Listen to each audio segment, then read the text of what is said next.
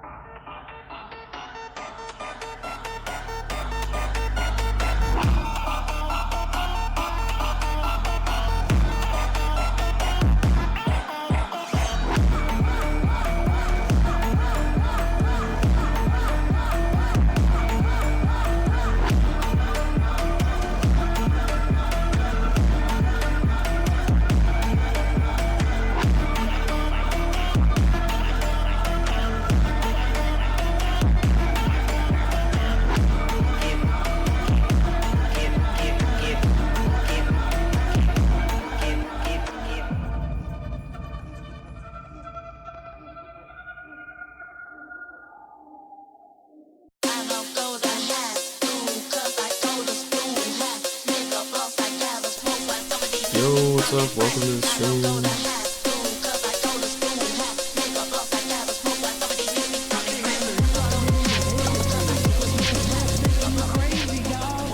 Get back in the closet. You deserve a fucking ass whooping. All of you, get back in the closet. Go fuck yourself. How much does it cost for fascism? How much do the taxpayers have to pay for a fascist country? They're evil. They are actively doing evil. So treat them like the evil that they are. The right to exist argument has been used now to the point where what it's going to mean is that the Israel you're talking about will include the annexed and illegally occupied West Bank. It's very interesting. The Israeli government has never said where it thinks the borders of Israel really ought to be and what it would settle for. I think it would be an immense help if it tells us where it thinks Israel's boundaries should be. Every other country does do that. It's time to stop pretending otherwise. It's time to be ruthless and time to afford them the same amount of grace that they give to their Palestinian victims, because they are only going to get more and more ruthless with their victims if you don't.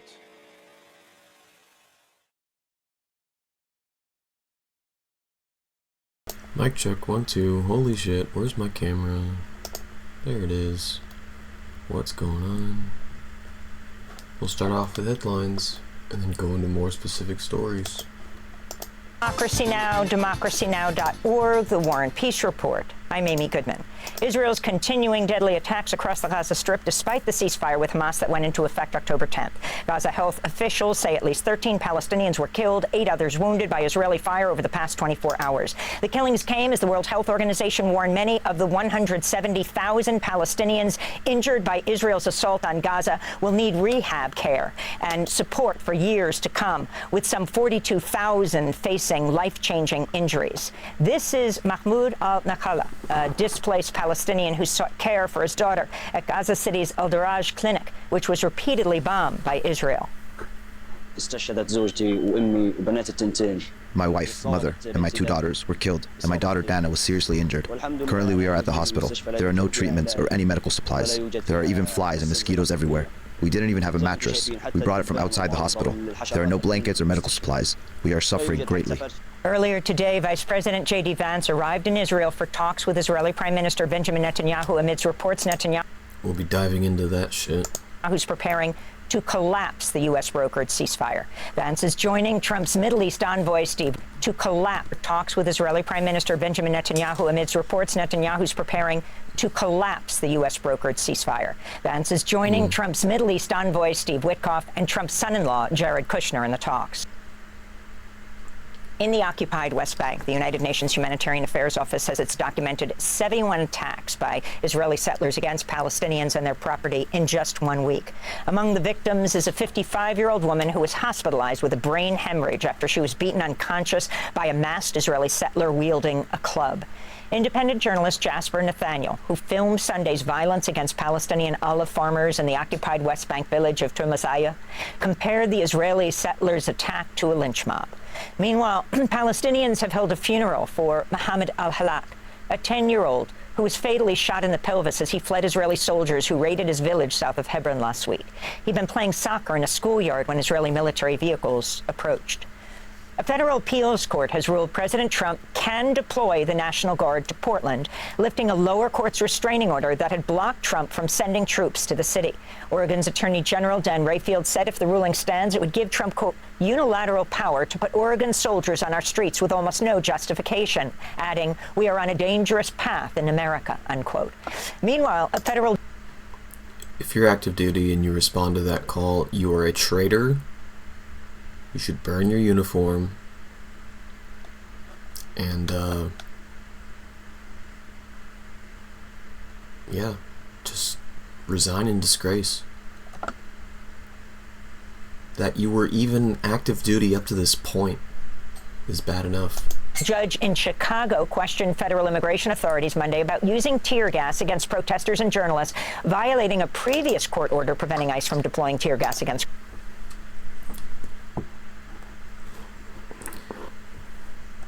These soldiers aren't part of the proletariat.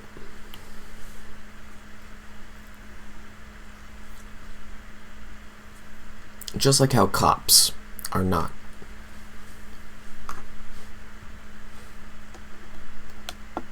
They're not working class. They wanted a fascist way out.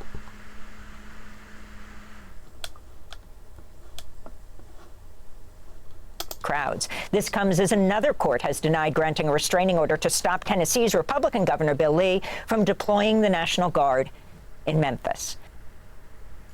Homeland Security Secretary Kristi Noem's defending the purchase of 2 luxury private jets for herself and other DHS officials, costing more than $170 million in public funds. The U.S. Coast Guard's acquisition of 2 Gulfstream G700 jets comes as the federal government shutdown is in its 21st day, hampering federal nutrition assistance and other public aid for millions of people nationwide.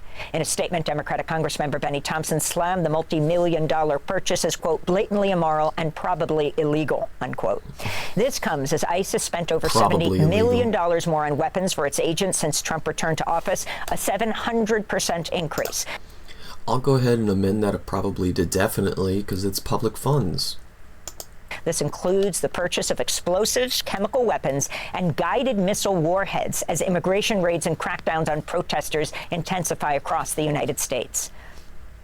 Colombia's government has recalled its ambassador to the United States as tensions rise with the Trump administration over its repeated extrajudicial military strikes on boats in the Caribbean, many off the coast of Venezuela. The U.S. has blown up at least 7 boats in the region, killing over 24 people, as officials claim. That's not good. We don't like it when diplomats leave. Their whole purpose is to be there. Without evidence, the vessels are carrying drugs. Colombian President Gustavo Petro addressed the threats in an exclusive interview Monday with Univision. The anti-drug policy of the United States is a policy of dominance over Colombia and Latin America. They've killed 1 million Latin Americans, and the demands for cocaine in the United States has not decreased by a single gram, and it's also increasing in Europe. That is called domination, and it's what made Trump so angry. That is why I said he's preparing an invasion of Venezuela, not because of drug trafficking. Those are lies. In Japan, the former economic security minister, Sanai Takaichi, has made history as the nation's first female prime minister.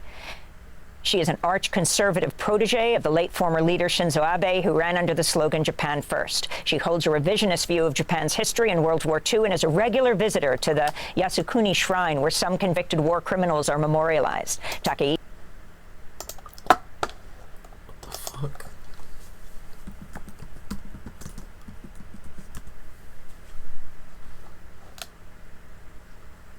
He was assassinated. And look what happened.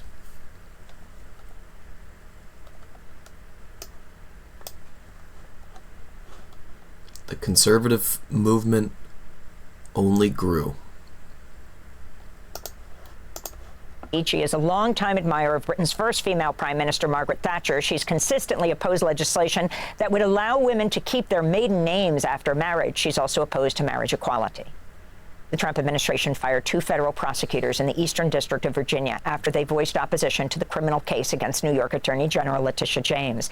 That's according to CBS News, which reports the firings of Assistant U.S. Attorneys Kristen Byrd and Elizabeth Yusi continue an ongoing purge in the office after Trump forced out his own hand-picked interim U.S. Attorney Eric Siebert for refusing to bring charges against James and former FBI Director James Comey. Trump replaced Siebert with his personal attorney, Lindsay Halligan, an insurance lawyer with no prosecutorial experience. On Monday, lawyers for James Comey asked a federal judge to throw out the criminal charges against him, arguing Halligan is unlawfully installed as U.S. attorney, a position that requires Senate confirmation. They also argued Trump's repeated public statements calling for Comey to be jailed show Comey was the victim of a selective prosecution. A former Justice Department lawyer speaking out about illegal orders he received while working under President Trump's hand-picked Assistant U.S. Attorney General Emile Beauvais.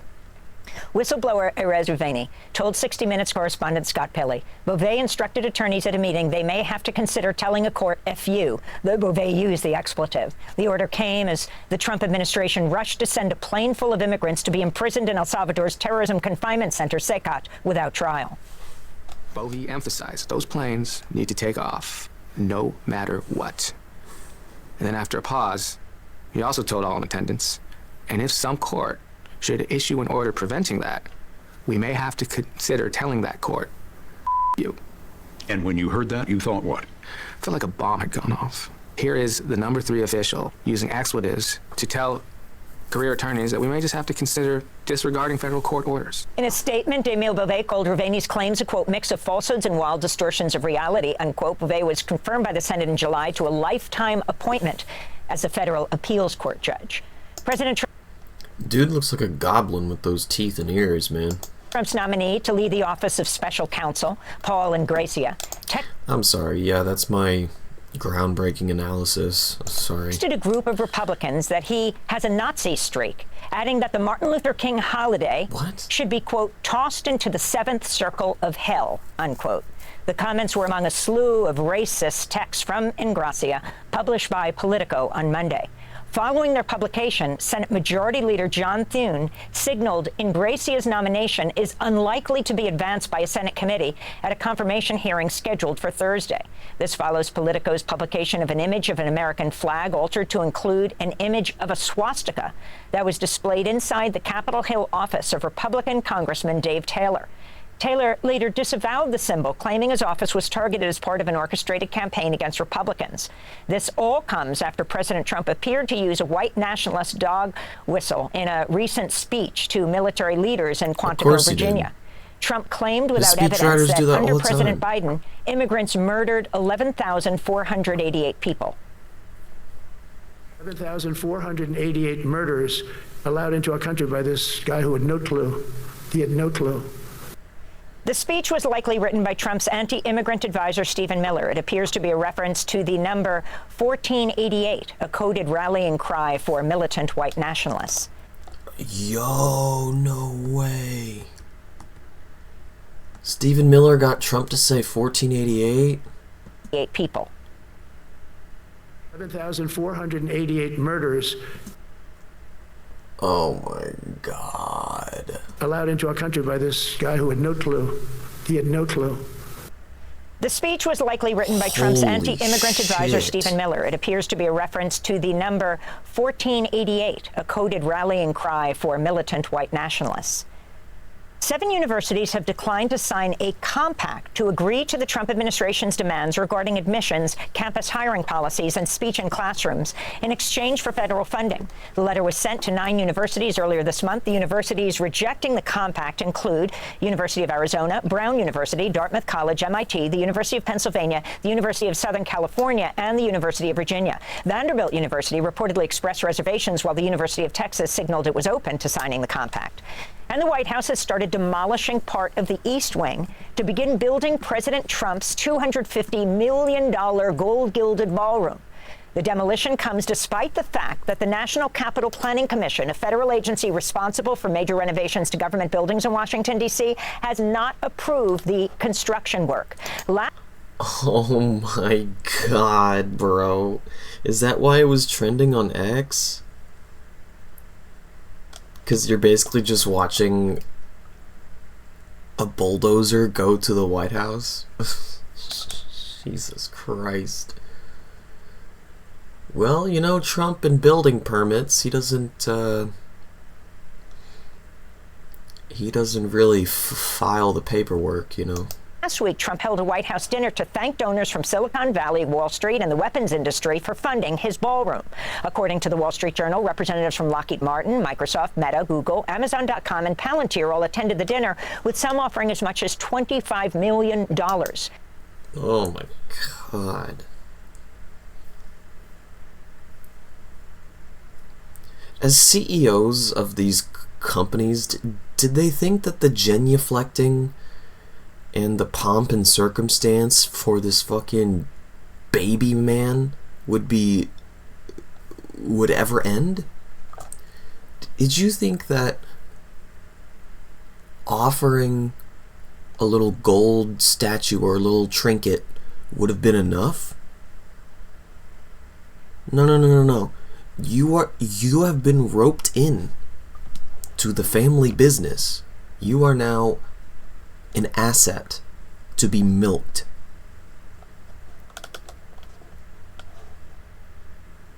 Because now that you are complicit, I mean, now there's no backing out.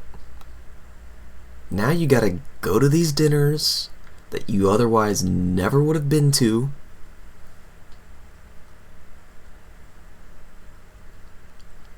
Maybe it would have been a dinner at the White House under a different circumstance. But instead, you're being pampered only to be shaken down.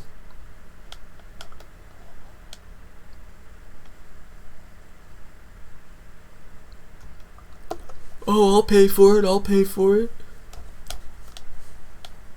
Pathetic. Democratic Congressman Darren Soto wrote on social media, quote, "Trump's billionaire ballroom. This is a disgrace. Welcome to the second Gilded Age." And those are some of the headlines. This is Democracy Now!, Democracy Now!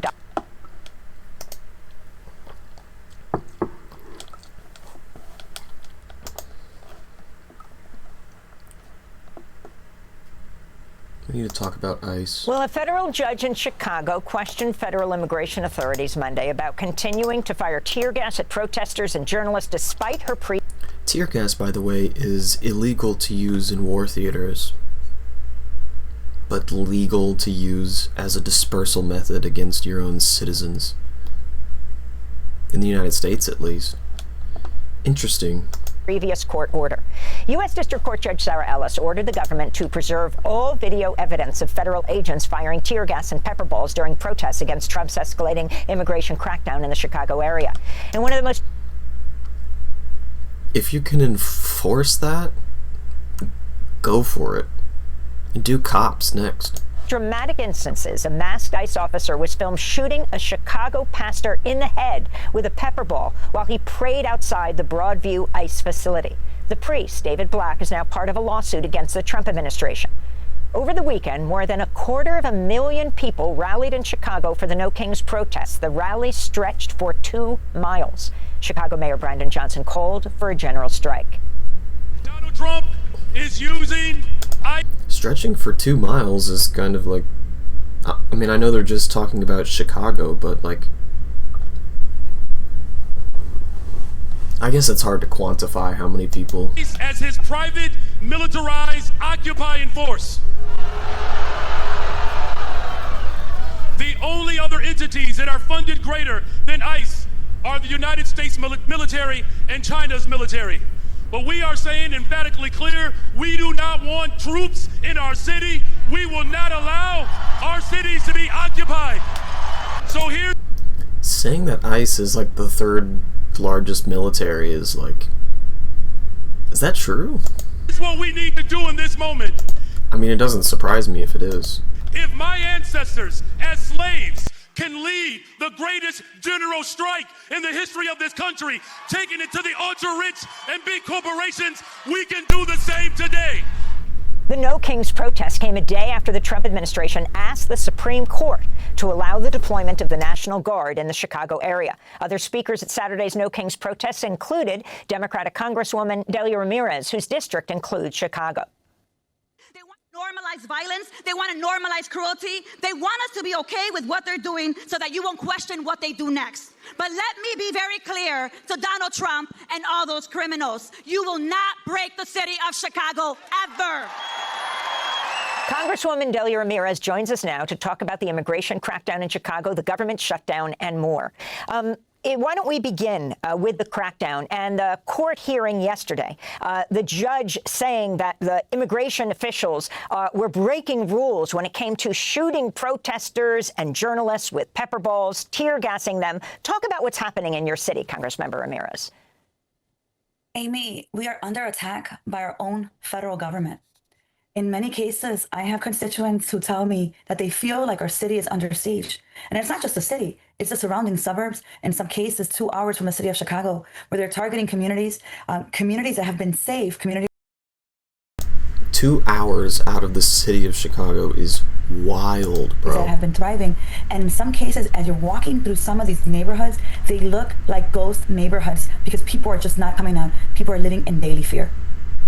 Wow. And Congresswoman, I wanted to ask you about this hearing which Judge Ellis questioned ICE officials about the use of body cameras, and they claim that they don't have money for body cameras in Chicago, and she and like, it is October, I don't know why people would be outside in October, especially in Chicago, but people in Chicago are crazy. I don't know how you survive up there. I can barely make it in Indianapolis.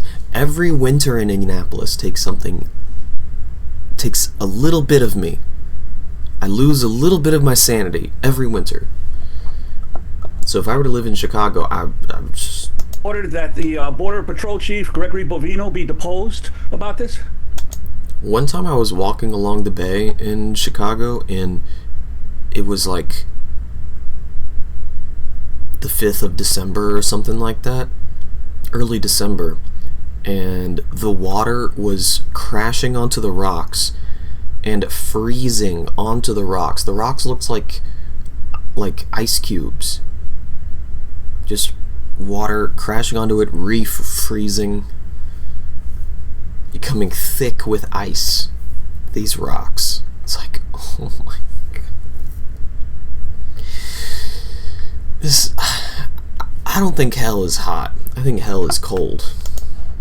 How could ICE and Homeland Security say they have no money for body cameras? They have $200 million for Kristi Noem to get new jets.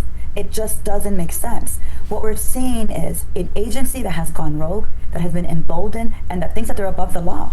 I mean, in the same vein, they said that they didn't have to follow the judge's order. The Director Hott, who was supposed to come before the judge yesterday, all of a sudden on Friday immediately returned back to DC because they know that what they're doing is illegal.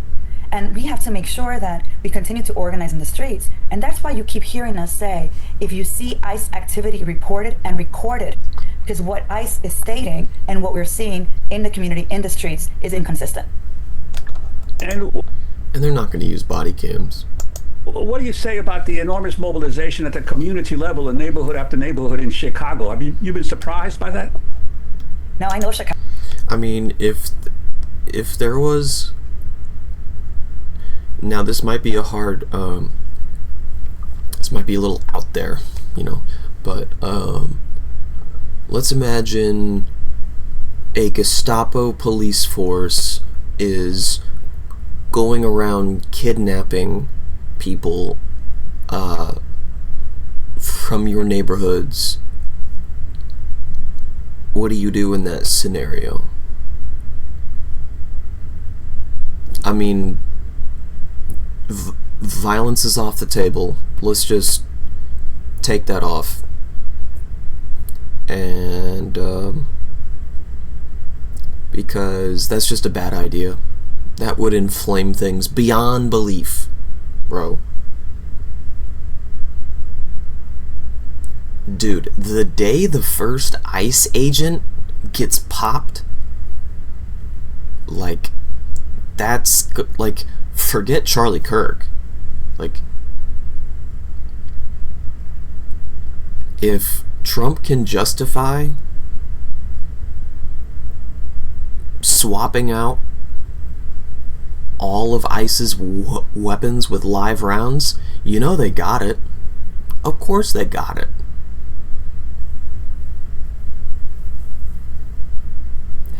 They've got every variation of intensity and lethality of every type of weapon.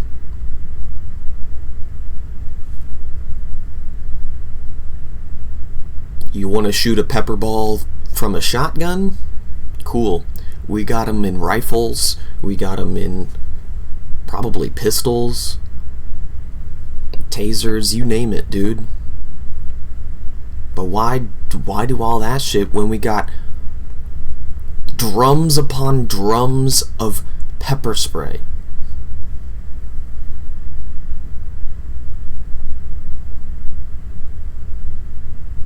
Canisters out the ass.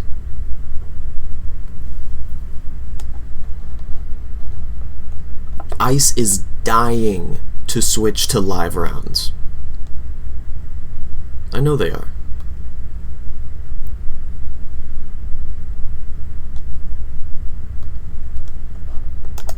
I am part of the city, this beautiful city of community. They don't like being told that they're walking around with airsoft guns.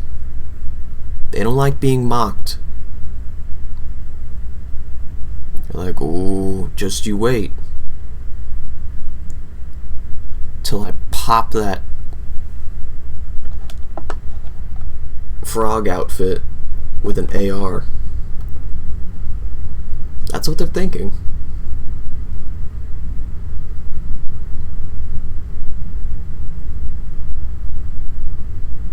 These are violent, unhinged thugs that need a strong code of ethics drilled into them as their occupation in order to keep themselves from...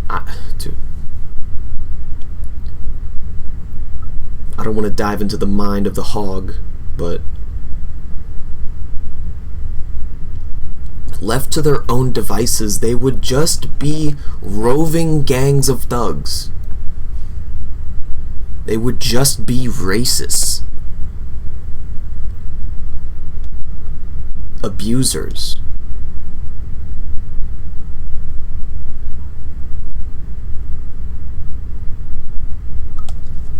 And a lot of these cops are already in paramilitary armed militias.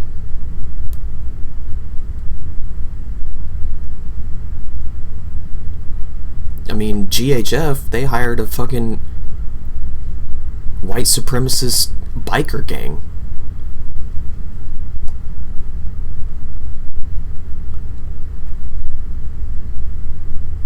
You don't think ICE has their number too? Of 77 neighborhoods. You know, I said to you, people are living in fear, and at the same time, our neighbors, our community organizations, our leaders, our organizers are in the streets organizing. They're recording. They have rapid response teams. We're creating human buses to take kids to... If you were a private military contractor for GHF,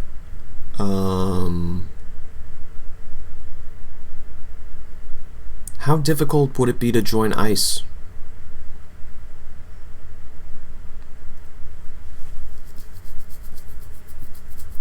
I bet there are former GHF, what do you call them, contractors in ICE right now. I bet you anything. And from school, so that parents don't have to be afraid, as what you've seen already happen when an ICE agent stops and drags a mother out of the car while the child is in the back. So we're doing a lot of organizing. We're winning in the courts because that footage is actually being used during litigation, and we're changing minds in Congress. I have colleagues of mine who would never have talked about defunding ICE, would never have talked about questioning ICE's leadership or the day-to-day activity, began to talk about perhaps we need to consider defunding, perhaps we need to consider putting some strong legislation of accountability under an agency that now has gone rogue. I want to talk about the government shutdown in its 21st day. As Trump breaks ground on this, what's expected to be well more than $250 million gold-gilded ballroom, maybe the symbol of the demolished walls of the White House is particularly significant at this time. And furloughed workers and those that are required to work, essential workers, are not being paid.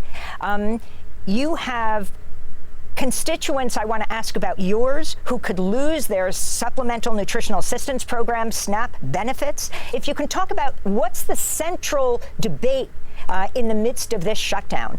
The Democrats demanding that the assistance, the continued assistance around ACA, the Affordable Care Act and SNAP continue, and the Republicans saying no. What is going to come of this? And explain, in your case, who's affected in Chicago?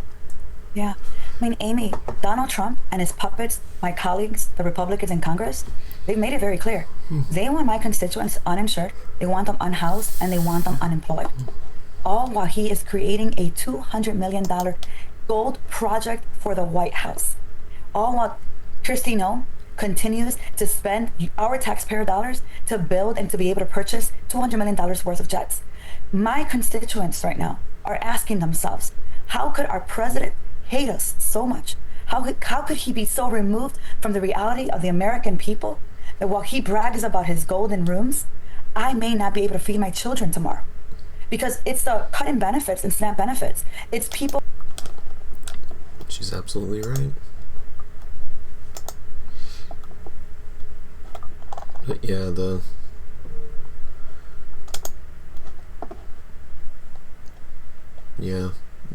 White House is only number 3 on trending now. It was number 1 earlier.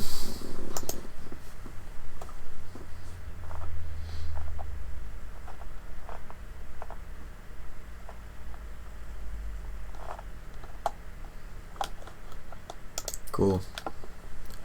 Breaking: Al Jazeera leaks names of Israeli Air Force pilots. Al Jazeera leaked nearly 30,000 Israeli Air Force pilots and personnel who took part in the genocide in Gaza. We all know what each and every one of them deserves. I hope justice finds them all. Cool. Here's J.D. Vance speaking in Israel. Very, very tough situation. You have 2 people. You guys are conservatives in Israel. Why is your audio leftist? 2 enemies who fought a very tough conflict against each other. You have a terrorist organization on one hand. You have a microphone that's not working. Literally just like someone's iPhone audio. They murdered a lot of innocent people. You've got an Israeli army that was defending itself on the other, that has learned a lot over the past couple of years. You got a real murderer, folks. Civilian population in Gaza was caught in the middle. But here at the civilian military Vice President Pixel is here. Operations Center, which we are announcing the opening of, you have Israelis and Americans working hand in hand to try to begin the plan to rebuild Gaza, to implement a long-term peace, and to actually ensure. God, I can hear the microphone holders breathing. You have security forces on the ground in Gaza, not composed of Americans, who can keep the peace over the long term. So we've got a lot of work left to do. This is going to take a very, very long time, but I think Steve Witkoff, Jared Kushner, and Admiral Cooper behind me have done an incredible job.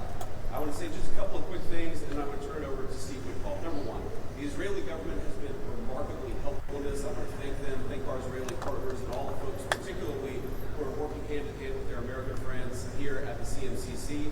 And number 2, I want to things, and after everybody said a few words. Finally, the audio is fixed. Right on time for him to Thank you very much, Mr. Vice President. pass it on to We're really proud of what's happened here. Steve Shitkoff over here. Effort. It's a great coordination between our partners. We have a great See what I did there? Signing this deal up was a challenge. His name's in and of Witkoff, but I itself, changed it to but the Shitkoff. implementation, that's where it really is going to be the most important. And I think we are exceeding where we thought we would be at this time. I think the Vice President has come out here. He sees that. The Secretary of... Holy shit, unwatchable. Man arrested in Atlanta airport after planning to shoot up terminal with AR-15, police say. Just another normal day in America. An arrest made just in time in the How many of these make the news, you know? How close do you have to get to committing a mass shooting in order to make the news? busiest airport in the United States, authorities say a convicted felon arrested at Atlanta's Hartsfield-Jackson International Airport with a semi-automatic weapon. They say he intended to, quote, inflict harm to as many people as he could. Let's bring in our Jasmine Monroe right now. She has more, and police say that they were tipped off by the suspect's family. Yeah, that's right. A tragic case of if you see something, say something. Officials say Billy Cagle's family called police to tell them that he was streaming on social media, that he was headed to the airport to, quote, shoot it up. Now, surveillance video shows Cagle's parking his pickup truck right outside of the terminal shortly before 9:30 Monday morning. Once inside, he is seen walking right up to a TSA checkpoint. That's when they say he received a call from his family warning them both of that threat and that he had an assault rifle. Now, officers then found and arrested him, searched his truck and found the assault rifle and 27 rounds of ammunition. I do believe that Mr. Cagle was headed back to his truck to retrieve it, and I do believe he was likely to use that weapon inside the crowded terminal that he had just seen. Well, authorities are crediting his family for flagging those violent threats online. They say the suspect is a convicted felon with mental health issues. He is now. How does he have an AR-15 then? He's a felon. And he has mental health issues. How does he have an AR-15, bro? Now facing multiple charges. Keitha? What do the comments say? Thank God law enforcement listened to the family this time. Oh my God. We should all thank God for his family. The usual suspects. This never happens in Chicago.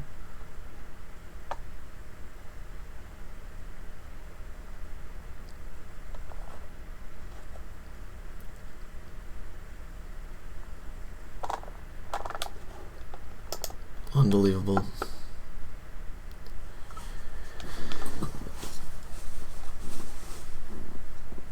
And here we have a local television station, I think, being honest about the status of the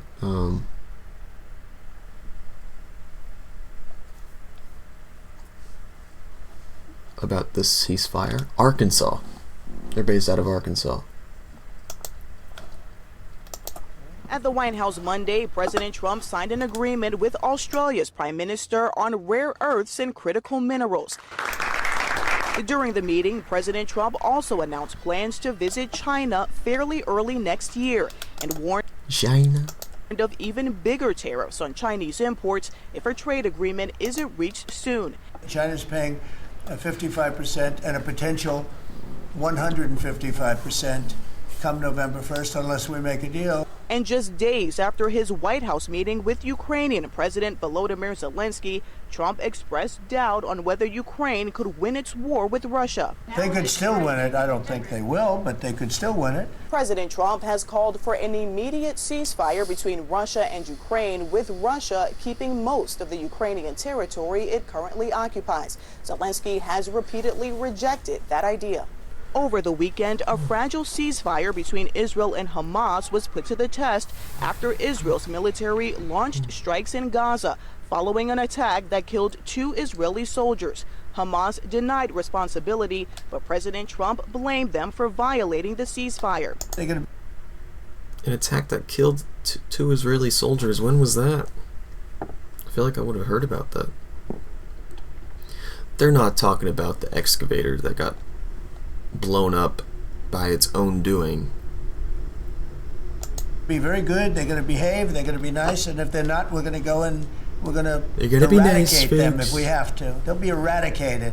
Trump said that didn't mean U.S. boots on the ground, but that there were many countries. Okay, then go eradicate them. Isn't that what Israel's been trying to do this whole time? Who'd sign on to the deal, who said they'd be willing to, quote, take care of the situation. Erica Brown, CBS News.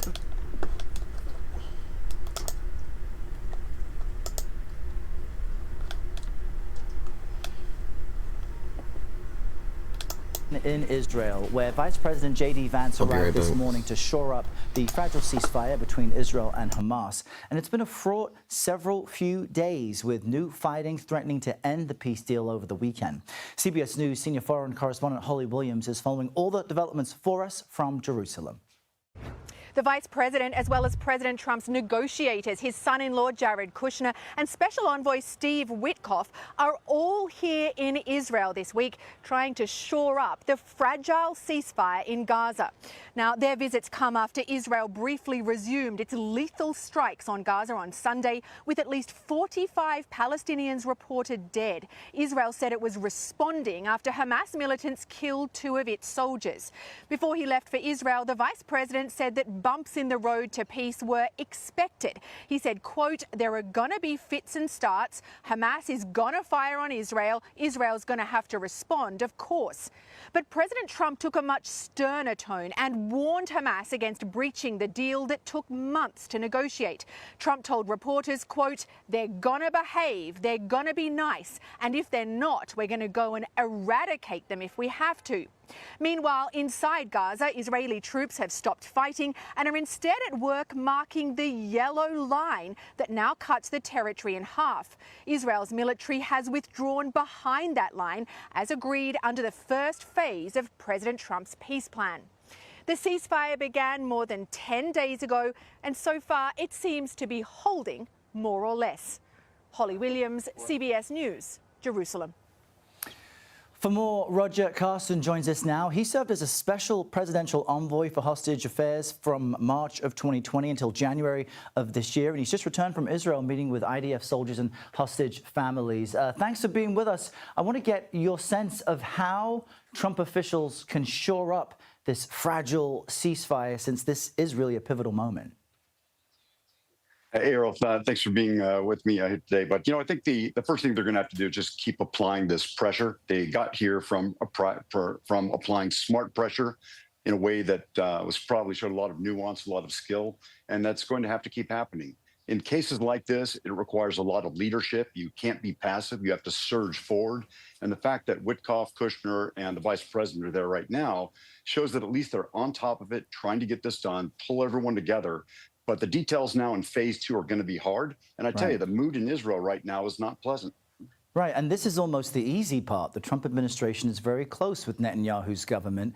This morning, though, we can't avoid the emotional toll it's taken on everybody. Officials in Israel identified the remains of the latest body handed over by Hamas as Tal Haimi. Last week, we actually spoke with his wife. Let's just share with our viewers what she had to say. The IDF told me it may be a little bit hard to find them, and I can wait as long as they will come back. But I think that Hamas killed him, buried him, and kidnapped him before he buried him. This is his responsibility to go and bring and dig and do whatever need to bring him back. If they need help, they can ask for help. But this is not my responsibility. It's not the Israeli responsibility. This is the first line in the deal. And if it's not completed, we cannot move to the second. And this is also for the Gaza people, that they can move on with their life and to build again. So, Roger, what do you make of that sentiment? This is a difficult piece of this first phase. What are the complications of getting all hostage remains out? Yeah, my heart goes out to Tal's wife. I had a chance to talk to some of the families of the fallen hostages who have yet to be returned, to include the families of the 2 Americans. I talked to the Ken family and I talked to the Nutra family. And the general sense is that, is kind of what she said, if all 15 hostages don't come back, the country's in a way not going to be able to move on, and we're not going to be able to get to phase 2. And I would say that there's probably going to be a chance to get more back in the coming days, especially with a surge in diplomacy. And there probably are some bodies that are going to have to be, in a way, found using penetrating ground radar, digging and investigative methods. But the bottom line is that the nation is on edge. There was very little celebration, which you might think after getting 20 live hostages, there would be. But instead, there's this tension because they just have to have closure as a nation by receiving the remaining 15 fallen hostages. Right, and even if they get that closure, the question remains. They don't care. It's all justification to continue the genocide. If they cared, they wouldn't have something called the Hannibal Directive. If they cared, they wouldn't have signed up for a military that will literally kill their own soldiers. So stop pretending like you care about getting back the cadavers of your loved ones. Fuck out of here. Are people there safe? Me. What do you expect to happen politically in Gaza next? What entity might lead it? Who will confirm that Hamas has disarmed? Because those seem to be... And why are the dead bodies worth more than the living ones trying to survive? It makes me sick having to listen to these Israelis whine and bitch and complain. Fucking Zionists, dude. This is Democracy Now!, democracynow.org. I'm Amy Goodman with Juan Gonzalez. As the government shutdown enters its 21st day, President Trump's vowed to target so-called Democrat agencies. On Friday, Trump's powerful director of the Office of Management and Budget, Russell Vought, announced an $11 billion funding cut to the Army Corps of Engineers projects in the Democrat-led cities of Baltimore, New York, San Francisco, and Boston. Vought was lead author of the far-right conservative blueprint Project 2025, which Trump previously disavowed. He now serves as Trump's top budget advisor. Politico reports Senate Majority Leader John Thune recently warned fellow lawmakers during budget negotiations, quote, "We don't control what Vought's going to do," unquote. Earlier in the shutdown, Trump posted an AI-generated video set to Blue Oyster Cult's classic song, "Don't Fear the Reaper," depicting Vought as the Grim Reaper of Washington, D.C. Well, today we look at the shadow president, as some call him. This is part of a video accompanying a new investigation by ProPublica reporter Andy Kroll, who'll join us in a minute. I had heard the name Russ Vought, but he was always just slightly outside the field of vision. And then I got my hands on this video. We want the bureaucrats to be traumatically affected. When they wake up in the morning, we want them to not want to go to work. He talks about this goal of wanting to traumatize federal workers. We want to put them in trauma. That just planted this seed in my mind that I had to try to figure out who this person is. He declined my request for an interview, so I set out to talk to everyone I possibly could, watch every video, listen to every podcast. I obtained hours of briefings to his supporters that had never been published before. Check on this dude's spouse. Holy shit. I want to inflict trauma. Oh, what the fuck? America has experienced nothing short of a quiet revolution. We know the CRT and the transgender sewage that's being pumped into our schools and institutions, a border invasion furthering, quite frankly, a reverse colonization. We're actually trying to save the country. Those recordings really helped me understand his evolution from this numbers wonk to a full-fledged leader of the MAGA movement. One of the key authors of Project 2025, Russell Vought, told the reporter that Trump would deploy the military to silence the unrest. I think you have to rehabilitate Christian nationalism. You have the largest deportation in history, block funding for Planned Parenthood. I want to be the person that crushes the deep state. Yeah, I called for trauma within the bureaucracies. The bureaucracies hate the American people. He really has a vision to change the direction of American history. We must do our duty for the course of this country, quite frankly, for the course of Western civilization, and for the course of history. For more, we're joined by Andy Kroll, investigative reporter for ProPublica. This video accompanies his new article headlined, "The Shadow President." Andy, welcome back to Democracy Now! Just lay out exactly who Russ Vought is, the man behind Project 2025, the project that President Trump said he didn't know about, and what he's doing right now, why Republicans as well as Democrats fear him. It's great to be back, Amy. Thanks for having me. I would argue that Russ Vought is arguably the most important aide advisor to President Donald Trump in the administration right now. I know viewers and listeners know names like Stephen Miller. They think of Miller perhaps as maybe the number two to President Trump. But right now, in the middle of this shutdown, the 21st day, Russ Vought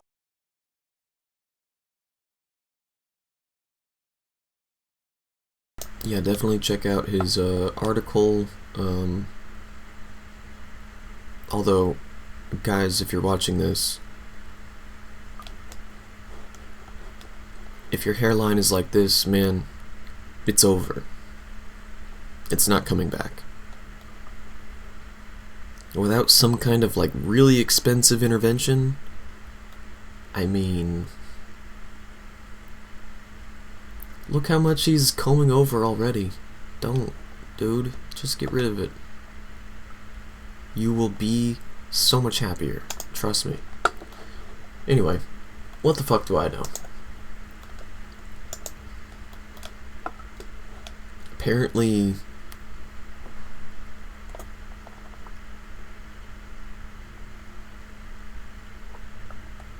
so I thought Ben Shapiro went back on The Breakfast Club to get spanked again, but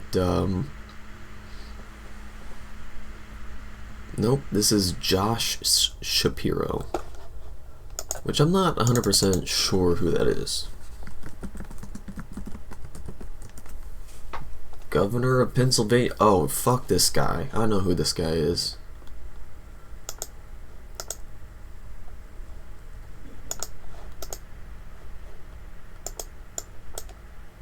Josh Shapiro went on The Breakfast Club. He is auditioning for president. Do you think he has higher ambitions? No. You can tell that just the way he talks? Well, I mean, is he still doing the Obama impression, or was he sufficiently bullied on that? I would say he's still doing the Obama impression. Because I haven't heard this video yet, but I did see that what the headline, which was that Josh Shapiro apparently called the questions that Charlemagne the God had about AIPAC money lazy. Let's see how he... Better than interesting. Yeah, right. This is... He's actually uninterested. Israel compromise Mad Libs. What adjective are you going to throw at the interviewer to get out of answering the question about Israel's influence on your politics and in your political career? Because it's happening so rapidly, and these guys are already behind the ball. But yes, they're outside the safe zone. Right. And what's very Seth Moulton was on MSNBC last night, and he's returning his AIPAC donations and not accepting any money from AIPAC in his challenge to the right of Ed Markey, who I do think should probably step aside for a more younger progressive in that race. But still, if it's Markey versus Moulton, we know who we're supporting in this situation. Moulton is running as a I'm not old candidate, and he was asked by the MSNBC crew, like, what policy difference do you have from Ed Markey? And he was like, I wouldn't support Schumer for speaker. And it's like, I mean, if it were put to a vote, would Markey support that? Like, the point is just that these guys are trying to repackage these moderate centrist Democrats who have taken pro-Israel money, who have voted to fund the genocide. They are looking for new angles to get out of this. And my hope is that they can't. And exchanges like this give me hope as well. An article in the New York Times about Democrats pulling away from AIPAC. So clearly it's having some impact on them politically if they feel like they got to... I don't know. I mean, I think it's become a political issue. You've used it as a political issue. You've questioned federal representatives when they're on here on that. I mean, I think if I can say this to you, not trying to offend you here, but I think it's a little bit of a shortcut and a little bit of a lazy question. I think the better question is, how do you really feel about Israel? How do you feel about a two-state solution? How do you feel about the war? How do you feel about... All bullshit. All bullshit. It's not a war. Two-state solution is a fiction. What was the first thing he said? How I feel about Israel? Oh, I feel like I think ethno-supremacist states shouldn't exist. All right, there's three answers to your questions there. And why doesn't he answer those right now? Exactly. Well, he likes to let people can have the discussion, let alone like not standing up for people who protested the genocide over the past couple of years. Like, but now he's going to tell you how open he is to different varieties of conversation. Charlemagne is making it a political issue. I love that he shows that he was anticipating this question. I mean, immediate defensiveness. This is it. To say as if this is coming out of Charlemagne, bro. The base, the people you want to win over in a primary, a national primary, over 70% of Democrats think Israel's...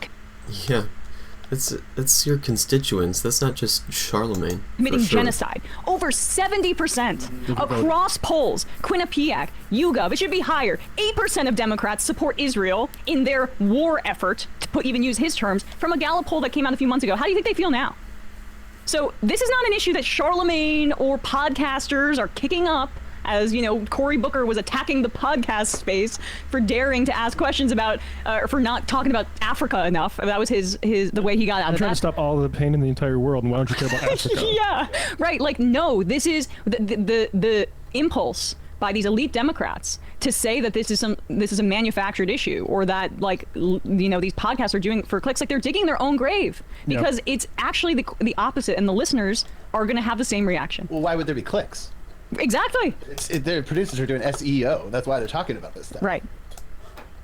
Feel about the war? How do you feel about the hostages or hungry kids or what have you? I mean, we can answer all those questions. How do we feel about the hostages? There should have been a ceasefire and a hostage exchange, including the thousands of people held in Israeli torture prisons, the thousands of Palestinians, including many, many children. They should have been exchanged instead of any of this bombing happened that Shapiro supported. I think demanding answers on those questions is more important than, hey. It's interesting, like, who's doing the demanding? Demanding answers, like, what you're demanding answers of us? You are the one that needs to have the answers right now. Exactly. Somewhere. Like, laughing at this. Well, I mean, it's the Chuck Schumer outsource the opposition to the streets, but we're not going to lead on that. Lead, encourage it, have messaging that would complement it. No, that's on you, plebeians. Your job is to vote for us every 2 years and shut the fuck up. This from a month ago, the forward Jacob Kornblue talking about the polling. I don't waffle or waver because of what the polling said. He also mentions that he first visited the Jewish state at age 16, and his position is grounded in a long history with the country. Now, I don't know how long it could be, because he's only, 50 years old, and Israel's only 75. So can you read that against me? I want to translate that. Yeah. I don't waffle or waver because of what polling said, he said. Okay, so that's, I don't care what voters think. Yes, go on. Because I have donors that are going to offset that. Yep. But he first visited the Jewish state at age 16. And I would suggest that maybe you are, there's a reason that you differ with 77% of your voters. It's because maybe you're a little bit too close to this, Josh. This clip is actually aggravating me more than I thought it would. Let's keep going. More important than, hey, what about this lobbying group or that lobbying group? Well, what do you say to the critics who argue that U.S. foreign policy on Israel is often shaped not by national interest, but by the lobbying strength of these? I think that's a fair conversation to have. Oh, thank you. And I think it should be on any elected official at the federal level to say, hey, I'm listening to this group. But by the way, there's groups on other sides too. I'm listening to that group. But listening is a funny word for taking money to pay for your campaigns. Like we're just having a idea symposium. Oh yeah. we're thinking.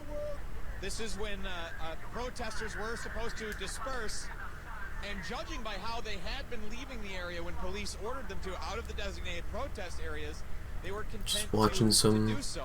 ice footage. Really, the consternation with the crowd came when Just a couple of rules: no 20 minutes or more before that. No advertising and no soliciting. And of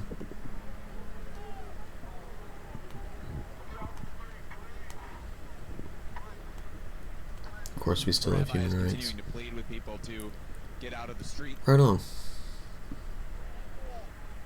Officers, this is very confusing. There's an executive order that allows protests till 6 p.m. You have asked us to disperse. We do not understand the order. We don't know where to go. This is confusing. It's volatile. You're being aggressive. You're being inappropriate. You have not accurately explained why you're doing this. This could lead to violence because you're being aggressive. You have weapons and you're advancing on peaceful protesters. This is inappropriate. This is illegal. This is violating our First Amendment rights. We have the right to protest until 6 p.m.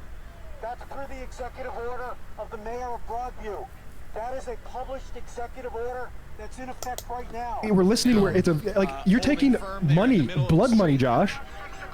At the end of the day, we want our federal representatives to be able to sit here in the chair and answer the questions about why they voted No, we A, don't. why they voted B, or no, why we they voted a don't. certain No, we way. don't. I'm sorry. We don't. I don't care. We want them to change their votes. Yeah.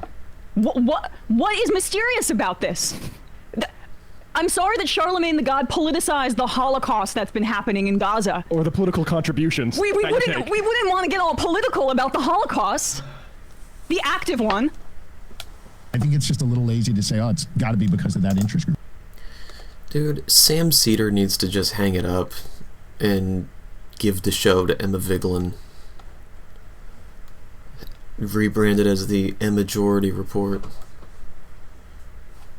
Like, she's got more energy, says more in like one segment than Sam says in an entire show.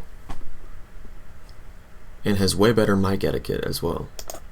Maybe someone actually believes those views, or maybe someone feels strongly about that particular way. Is it possible for an elected official? I mean, it's funny, but then just do it without taking the money for your campaigns. But I fully believe that somebody like Cory Booker would support Israel, or someone like Josh Shapiro, frankly, if he was president, would support Israel, and the money that he would take would just be because they are on the same team, which is to say, the bad guys. Official to get millions of dollars from corporate donors, or even lobbying interests, and still really work for the people over those? Yeah. Look, I mean, you've asked me a few questions on that, and clearly I know you're bothered by that. I think we're all bothered by the amount of money and corruption. Particularly He did it there. I was waiting for him to imply that Charlemagne was anti-Semitic. There you go. He asked me a lot of questions on that. He almost did that. It's interesting, but he's learning, from Gavin Newsom jumped in a little too quickly. He learned from that. So he's a crook. Gavin Newsom, these people, they know that what they're doing is indefensible with this money. So it's like, oh, I'm listening to a lobby. I'm listening to it. The deposit hit my campaign's account. I honestly, what else do we need to hear from this? Let's go a little bit more, just because it's horrible. Keep going. Clearly, I know you're bothered by that. I think we're all bothered by genocide, the amount of money in politics, corruption. The dark money not the genocide. Really kind of knows where it's coming from. But I think largely the voters. I'll just speak to Pennsylvania. They're smart. They know who's on their side. They see it. I got voters who sometimes show up and vote for Republicans, sometimes vote for Democrats. They get it. I think that dark money can pollute it sometimes. Can crowd out the voices sometimes. But overall, I think voters are a lot smarter and they can see through that. So in other words, let me keep getting that money. Let me just keep taking it to support my campaign because I'm on your side, actually. Like, the voters are smart. You are not listening to them. That's the problem. That's the problem. He's calling them smart, like treats them like they're idiots. You just tattled on that protester.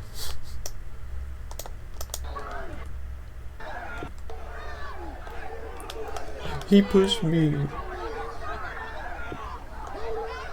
Fucking pussy.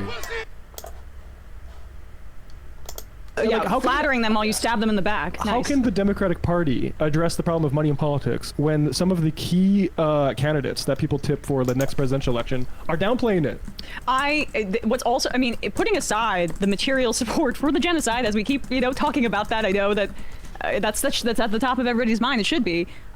It's just amazing to me how he doesn't see that this is going to be an issue for him, or does see it and doesn't just choose to cut bait. Like, if you genuinely believe that the genocide is good, independent of the corrupting money, then we've got some pretty big problems with you already. It doesn't necessarily even matter where it comes from. It's the support for the genocide that's the problem. Funny truth, but you should know it.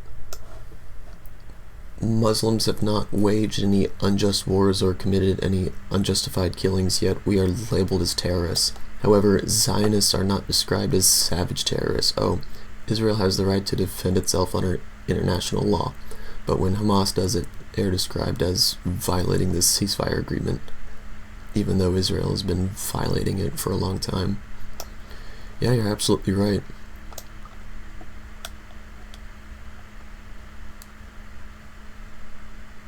And the media reporting that Israel has been testing the fragile ceasefire, like, just say that they're violating it. Everybody say that they're violating the ceasefire, because they are. There is no, like, patching it up at this point.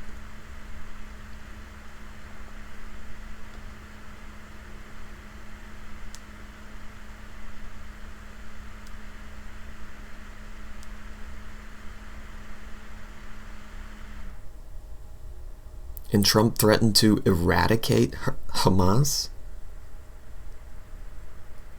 if they don't find in the rubble the cadavers of like a dozen hostages from Israel. Not even from Israel, but they're like IDF soldiers.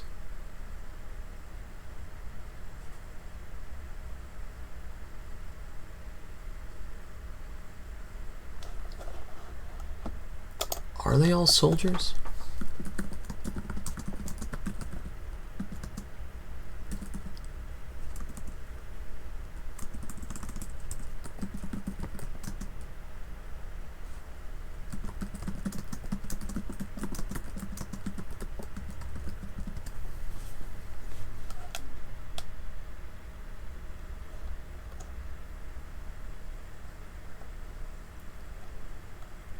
Okay, so they have civilians and soldiers.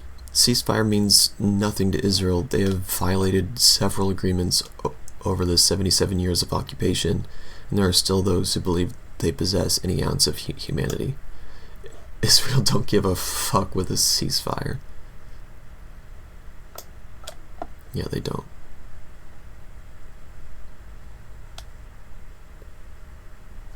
And they're still bombing South Lebanon as well.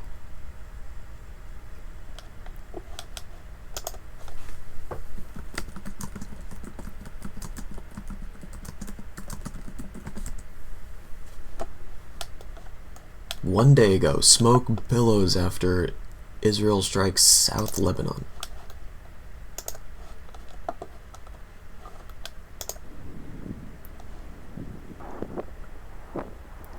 We saw the sky on fire the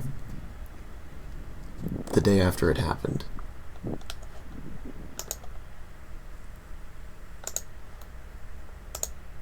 It looked like the sky was on fire.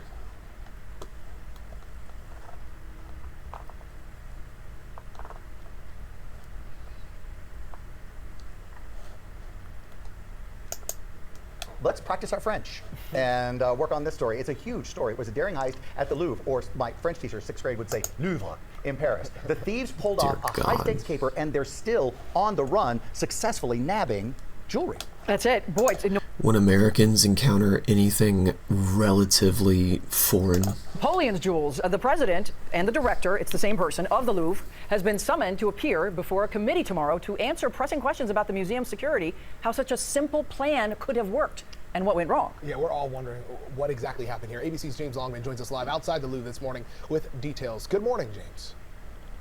Yeah, good morning. Absolutely extraordinary, the access that we were given into the Louvre. We are the first news organisation to get inside the Louvre. I have to say, we went in through the staff entrance and everyone kept giving us double takes. Like, what are these journalists doing here? They're not supposed to be here. We went through the staff entrance, all the way down through these passageways, up finally in the rotunda right outside the Apollo Gallery where these jewels were taken. And I've got to say, it just gives you, first of all, a sense of the scale of this museum. It's extraordinary inside. I've been inside a few times, but I've never been in when it's completely empty of people. And it just gives you the sense of just how big these rooms are, how beautiful. The room itself, we kind of... I mean, I don't know. I think we saw security flaws in the Da Vinci Code, and I think one of the national treasures, they go to the Louvre. I don't know.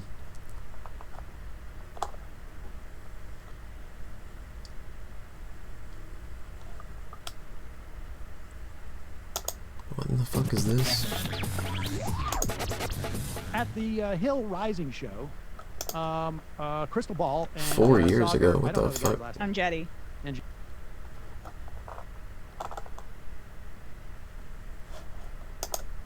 But you end up all right, you guys, it's October 21st, 2025, and See, in Gaza? for the report today, I hope Hamas punishes the war criminals. I really don't want them to hand over to any other entity, because I no longer trust any entity from Europe or America. They're a bunch of hypocrites pretending to be humanitarian. Yeah, I mean, Tony Blair is like a terrible pick. British colonialism returns to Gaza. Great. I've got Laith Marouf. Hey, Laith. Hey, how you doing, Justin? So you guys, I'm sure you all know, anybody who watches this knows, but Laith Marouf, Free Palestine TV, freepalestine.video is the site. And, you know, just like I turn on the camera and I start talking, but Laith actually understands TV and he goes places, as you can see. He's in the Bekaa Valley right now. And, you know, does actual like interviews with cameras and, you know, the way it's supposed to be. So there's Wartime Cafe, there's the reports that he does from Lebanon and elsewhere. So check all of those out and support that channel. So Laith, you know, I watch you on, like I always say, I watch you on Jamal, I watch you on Nima, I watch you on Garland and Dimitri, and there was something really interesting that you said that we can just start with, which is like you were talking of, you've got this kind of framework where you said the Zionists have lost militarily in terms of the battles that they've been fighting in Lebanon and, you know, trying to defeat Yemen and trying to defeat the resistance in Gaza. And they've also lost the propaganda front where nobody, you know, people only really support Israel out of fear or, you know. This is my first time seeing the Bekaa Valley. Bribe, and nobody authentically supports Israel anymore. But beautiful. Then you said they're the only area where they have some kind of victory, or they're, you know, still actively in the fight and having some success, is the psychological. So how do you make a distinction between the propaganda and the psychological sides of a war? I want you to talk about that a bit. Okay, so in terms of regular propaganda, it's supposed to be, you know, telling a narrative, and the public is supposed to believe that narrative that is counter to the narrative that is being put by the resistance or the Palestinians. Psychological warfare is different because the intent is not that you believe a holistic story, you know, that tells you the narrative of the Zionists. Psychological. So the Bekaa Valley is in Lebanon, not Palestine. The president of the EU used to say that she felt sorry for the poor workers who died while working on the World Cup stadiums. in Qatar and harshly criticized Qatar. However, the funny truth is that she never criticized Israel and claims to support human rights, which Europe represents hypocrisy to the highest degree. Yeah.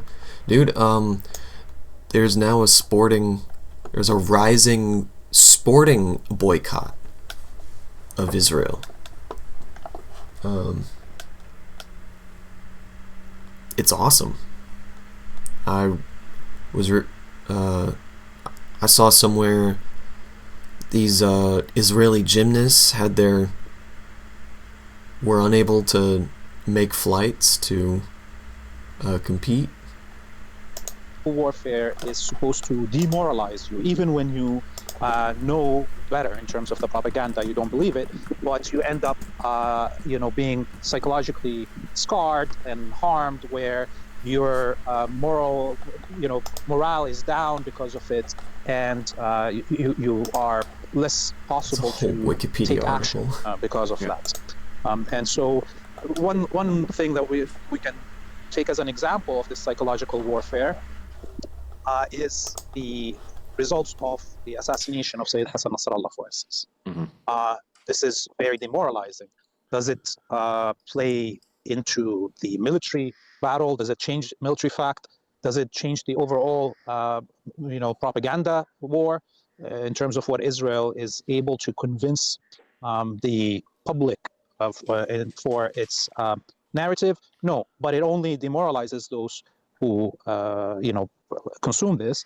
Another one of those the psychological warfare things is, talking about the children and or the rapes of prisoners, right? And the videos of constant genocide. This is not going to convince you. Watching these videos is not going to convince you that Israel is a good thing, but it's going to demoralize you. It's going to make you scared that for your children, for yourself, right? So this is the difference between the propaganda warfare and the psychological warfare. And as you said, Israel has lost all the military battles. And when we say Israel, actually, we should be saying the whole Western Empire that is now Zionist has lost all the battles militarily. And yes, they have committed genocides and killed a lot of innocents, but they haven't won anything. And therefore, the resistance, the decolonization movement, has won because they were not defeated. And when we talk about propaganda warfare, well, the whole Western Empire, not only Zionism, have suffered their worst defeat in 100 years since broadcasting, radio and ever started. Like, the combined propaganda loss of the West is not only about Zionism. They've lost everything about democracy, human rights, international law, the exceptionalism of the West, all of those, anything that was accumulated over the last 100 years in the minds of the citizens of the West and the world as a whole has been demolished. So the Palestinian... Russia has been banned from all sports and international event. It only took 4 days, even though Ukraine and Russia are two armies fighting, and although Ukraine is right in this regard, there are still two armies. Yep, you're right. However, Israel has not been banned from all sports and international events, even after 2 years of genocide against an unarmed people, not even an army. That's crazy. Even as they're talking about how the entire guise of democracy in Israel is completely crumbled, and the world has started to view Israel as the global pariah that they are. Still, it's not immediate and comprehensive. Just 4 days to ban Russia, but you can't do it against Israel. That's fucking wild, dude. Oh my god. Sheesh.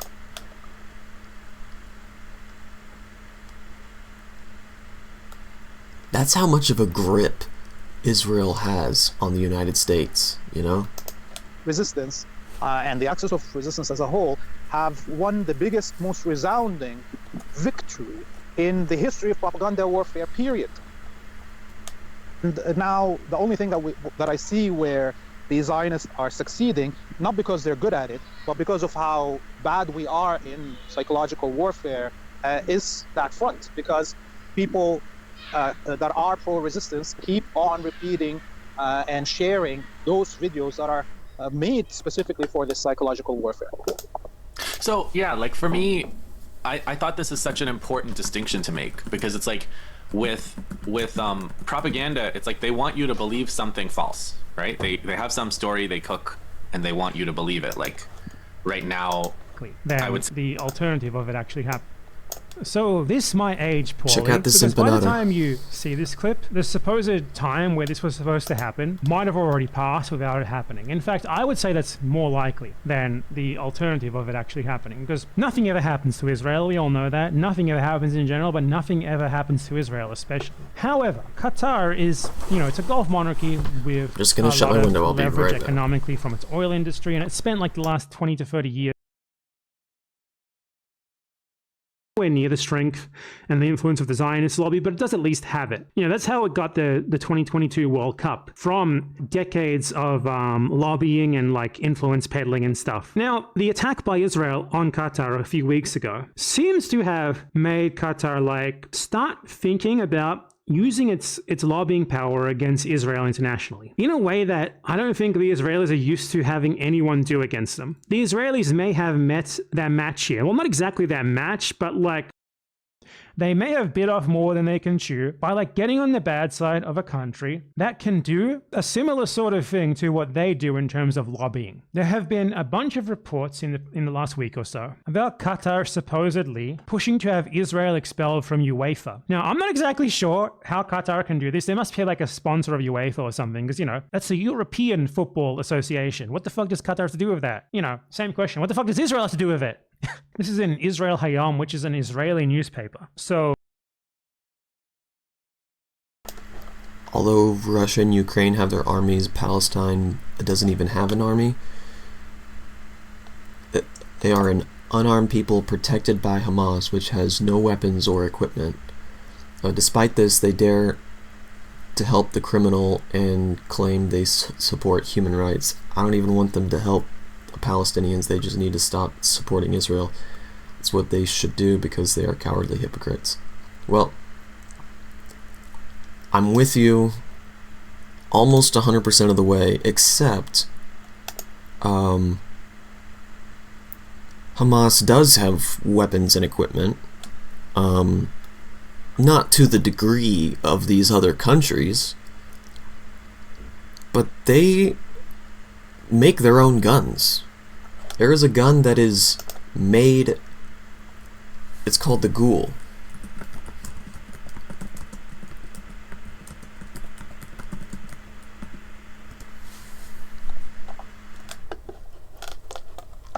It's the Steyr HS-50, the Ghoul rifle produced by the Al-Qassam brigades.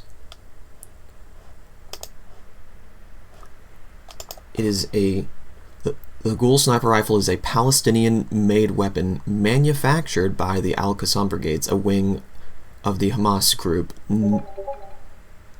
named after Hamas. The fuck was that notification? Yes, but what I mean is that Hamas does not have real support. They have old weapons and no equipment or anything that has been supplied to them since the extermination. Yeah. You're right. They don't really have countries backing them.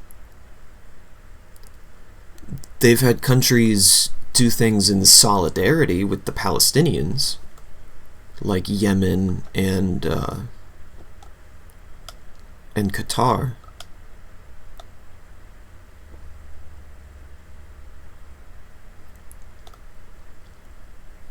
But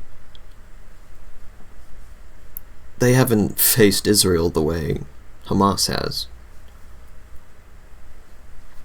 Hamas literally had dudes running up with homemade weapons, but it's almost like you don't even need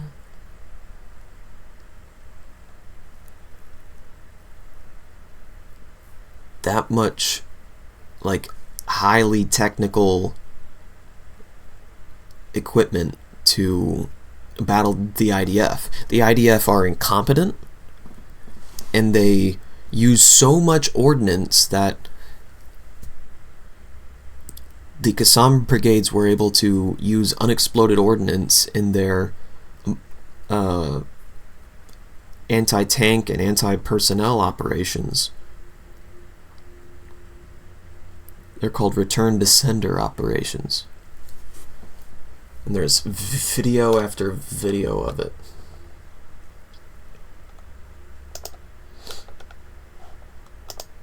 But yeah.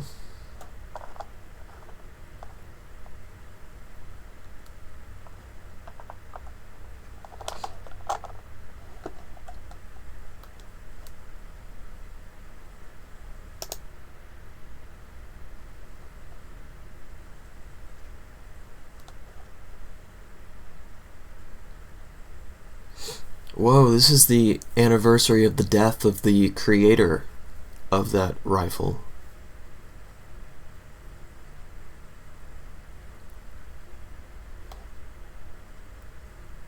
And it's been 21 years.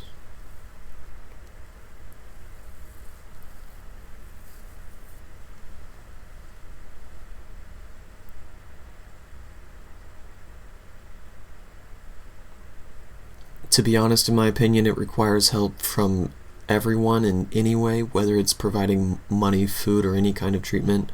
We all see them suffering, and this is what we should do as humans. Yep. 100%.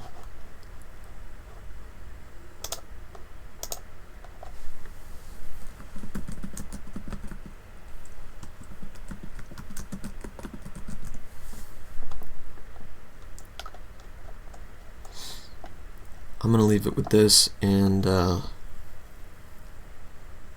catch you next time. We all see them suffering, and this is what we should do as humans. You know, I'm an atheist, but one of the greatest things ever written is love your neighbor as your brother. And but there have been other great writers besides whoever the fuck wrote the Bible, like James Baldwin. There may not be, you know, as much humanity in the world as I would like to see, but there is some. All right. There's more than one would think. In any case, if you break faith with what you know, that's a betrayal of many, many, many, many people. I may know 6 people, but that's enough. Love has never been a popular movement, and no one's ever wanted really to be free. The world is held together, really it is held together, by the love and the passion of very few people. Otherwise, of course, you can despair. Walk down the street of any city, any afternoon, and look around you. What you got to remember is what you're looking at is also you. Everyone you're looking at is also you. You could be that person. You could be that monster. You could be that cop. And you have to decide in yourself not to be. Where's your fucking badge, you pigs? We go hard for Palestine. We escalate for Palestine. We fight for Palestine. We give it everything we got. We do not work with the police. We do not point people out to the police. We do not lay hands on our comrades. When we go hard for our people, you stand out the way. If you ain't with it,